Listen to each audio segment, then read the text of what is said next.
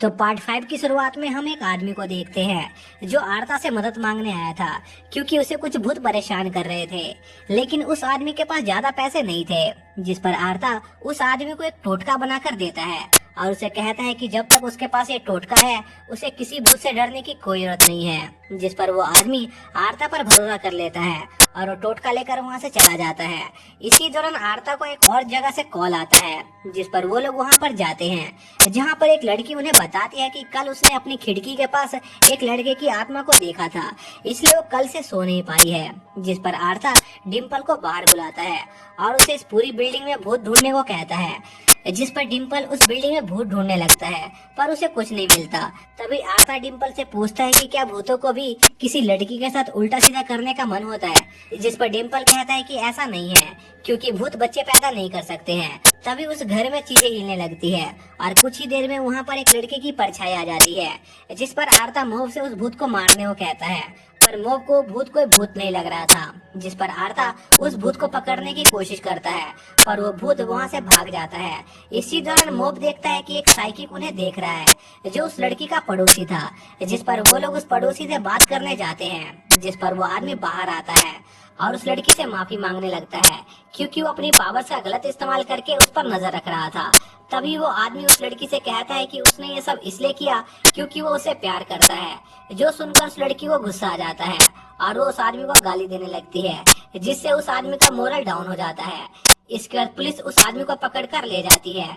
फिर मोब और आरता अपने ऑफिस वापस जाते हैं, जहां पर उन्हें कुछ लोग मिलते हैं जो आरता को उनका गार्ड बनकर एक भूतिया जगह पर चलने को कहते हैं, क्योंकि वो लोग उस हॉन्टेड जगह पर कुछ फोटो क्लिक करना चाहते थे। जिस पर आरता मान जाता है और उनके साथ उस जगह के लिए निकल जाता है। इसके बाद वो सभी उस जगह पर पहुंच जाते हैं, जो बहुत भयानक लग रही थी। फिर वो सभी आरता को उनकी पिक्चर लेने को कहते हैं, जिस पर आरता उन सभी की पिक्चर लेने लगता है और पिक्चर्स लेने के बाद वो सभी वापस जाने लगते हैं। जिस पर आरता उनसे अपनी फीस मांगता है, पर वो लोग आरता को उसकी फीस देने से इनकार कर देते हैं, क्योंकि उन पर किसी भूत ने हमला नहीं किया था। और साथ ही वो मोब और आरता को बिना लिफ्ट दिए वहाँ से भाग जाते हैं। इसके बाद वो सभी एक ट्रक से वापस अपने घर जाते हैं, जिसके अगले दिन मोब स्कूल से वापस आ रहा होता है। तभी कुछ लड़के मोब को परेशान करने लगते हैं और उसे पैसे मांगने लगते हैं, जो देखकर डिम्पल एक लड़के की बॉडी में घुस जाता है और उसे नंगा कर देता है। जो देखकर मोब डिम्पल को ऐसा करने से रोकता है, जिस पर डिम्पल रुक जाता है और होश में आने के बाद वो लड़का एक बार फिर से मोब को दोबारा से परेशान करने लगता है। तभी वहाँ पर मोब के बॉडी बिल्डर दोस्त आ जाते हैं, जो उस लड़के को चारों तरफ से दबा देते हैं, जिस पर उस लड़के का दोस्त उसे वहाँ से लेकर भाग जाता है। इसके बाद हम उन्हीं कल रात वाले लोगों को देखते हैं, जो आरता को वापस से उस जगह पर चलने को कहते हैं, क्योंकि उस जगह पर एक भूत था जो उनके फोटो में कैद हो गया था। और वो लोग आरता को उस भूत को मारने के बदले बहुत सारे पैसे ऑफर करते हैं, जिस पर आरता मान जाता है और मोब को लेकर वहाँ पर जाता है, जहाँ पर मोब को एक फैमिली की स्पिरिट दिखाई देती है, जिनकी एक कार एक्सीडेंट में डेथ हो गई थी। तभी वो आत्माएं मोब से उन्हें छोड़ देने को कहती है, क्योंकि वो लोग यहाँ पर खुशी से जी रहे थे और उन्होंने आज तक किसी भी इंसान को कोई नुकसान नहीं पहुँचाया था। जो सुनकर मोब उन आत्माओं को मारने में हिचकिचा रहा होता है, क्योंकि मोब ने आज पहली बार किसी अच्छी आत्मा को देखा था। तभी आरता मोब से पूछता है कि आखिर वो उन भूतों को मारने में इतना टाइम क्यों लगा रहा है, जिस पर मोब कहता है कि वो आत्मा एक फैमिली है जो किसी को नुकसान नहीं पहुंचाना चाहती है, इसलिए वो उन्हें नहीं मार सकता है। तभी डिम्पल उन आत्माओं को भड़काने लगता है और आरता के कस्टमर्स को जान से मारने को कहता है, पर वो आत्मा ऐसा करने से मना कर देती है। जो देखकर आरता मोब को उन आत्माओं को मारने से रोक देता है और अपने कस्टमर से झूठ बोलता है कि उसने यहाँ के सभी भूतों को मार दिया है और उनसे पैसे ले लेता है। जिसके अगले दिन आरता को एक बहुत बड़े बिजनेसमैन का कॉल आता है, जिन्होंने आरता को एक बहुत बड़े काम के लिए बुलाया था। जिस पर आरता मोब को लेकर उस जगह पर जाता है, जहां पर बहुत सारे साइकिक मौजूद होते हैं और उन लोगों को भी उसी बिजनेसमैन ने बुलाया था। तभी उन लोगों की मुलाकात सिंद्रा से होती है, जो अपने मास्टर के साथ यहाँ पर आया था, और सिंद्रा के मास्टर बहुत ही ज्यादा ताकतवर साइकिक होते हैं। तभी वहाँ पर वो बिजनेसमैन आ जाता है, जो सभी साइकिक को अपनी बेटी से इंट्रोड्यूस कराता है, जिसकी बॉडी पर एक बहुत ही ताकतवर आत्मा ने कब्जा कर लिया था।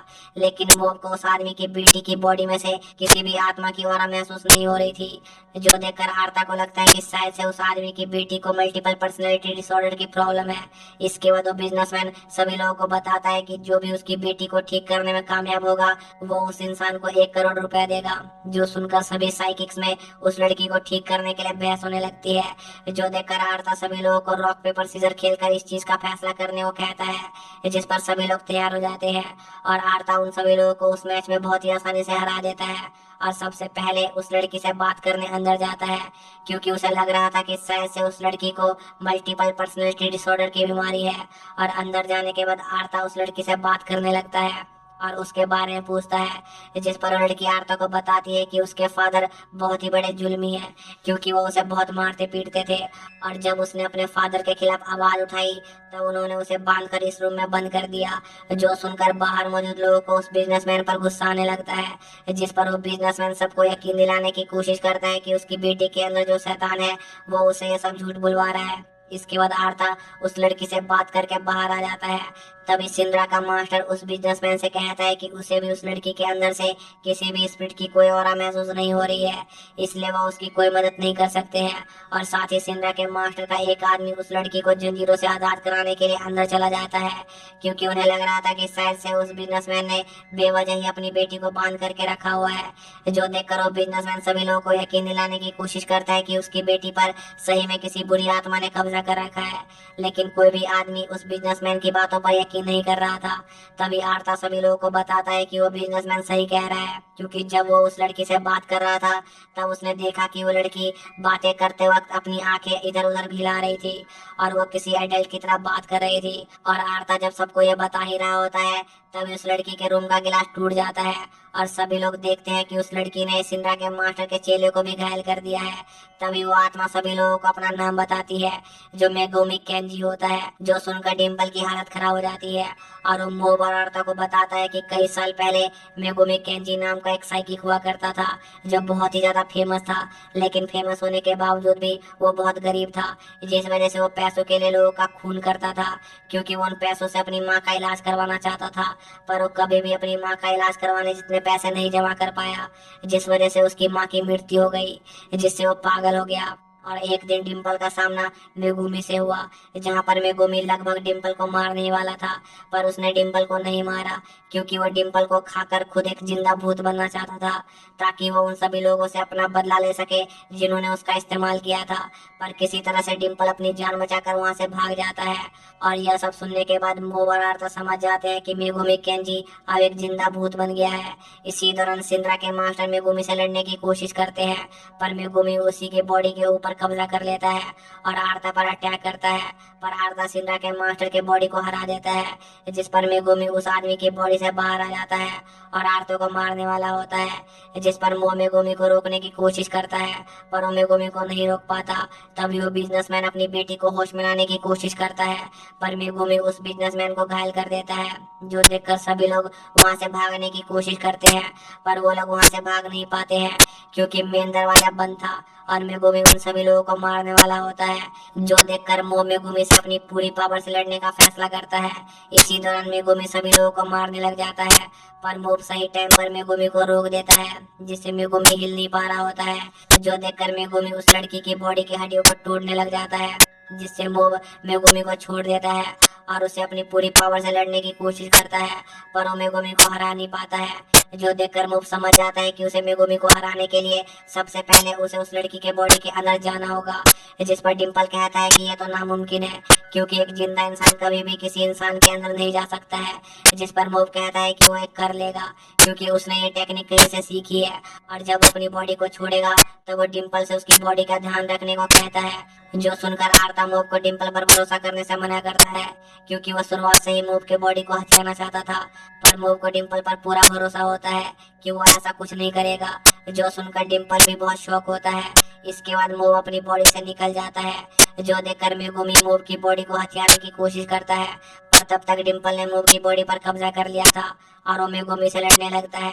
तब यह मौका देखकर मोब मेगुमी के बॉडी के अंदर घुस जाता है और मेगुमी से लड़ने की कोशिश करता है और उसे बहुत ही आसानी से हरा देता है। पर यह सब मेगुमी की एक चाल होती है और वो मोब पर पीछे से अटैक करके उसे घायल कर देता है और उसे एक सपने की दुनिया में भेज देता है, जहाँ पर मोब सब कुछ भुलाकर एक नॉर्मल लाइफ जीने लग जाता है। और इसी के साथ ये पार्ट यहीं पर एंड हो जाता है।